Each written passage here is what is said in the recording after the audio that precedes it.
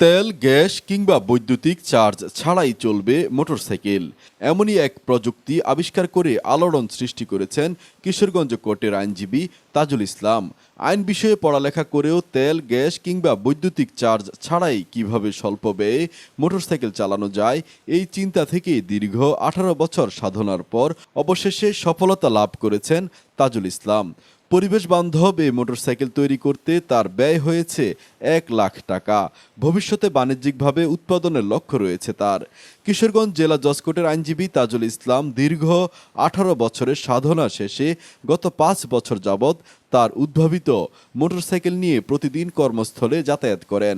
প্রথমে বিভিন্ন স্থান থেকে মোটরসাইকেল তৈরির যন্ত্রাংশ কিনে এনে আদালতের নিজস্ব চেম্বারে কাজের ফাঁকে ফাঁকে 12 ভোল্টের 4টি ব্যাটারি, একটি বৈদ্যুতিক মোটর এর সাথে ডায়নামা স্থাপন করে মোটরসাইকেলটি তৈরি করেন তিনি। তার উদ্ভাবিত মোটরসাইকেলের চাকা ঘোরার সাথে সাথে ডায়নামার মাধ্যমে বিদ্যুৎ উৎপাদন হয়ে স্বয়ংক্রিয়ভাবে চার্জ হবে ব্যাটারি।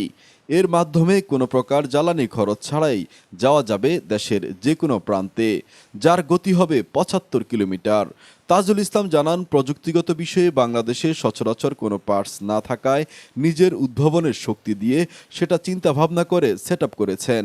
উদ্ভাবিত এই মোটরসাইকেল তৈরিতে মৃতব্যয়ী হওয়ার পাশাপাশি দেশের যুবকদের কর্মসংস্থানের সুযোগ হবে।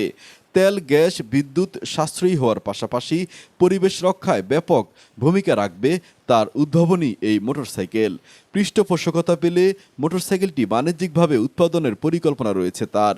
এই উদ্ভাবনকে স্বাগত জানিয়ে তাজুল ইসলামের সহকর্মীরা মোটরসাইকেলটি বাজারজাত করার লক্ষ্যে সরকারিভাবে সহযোগিতা করার দাবি জানিয়েছেন।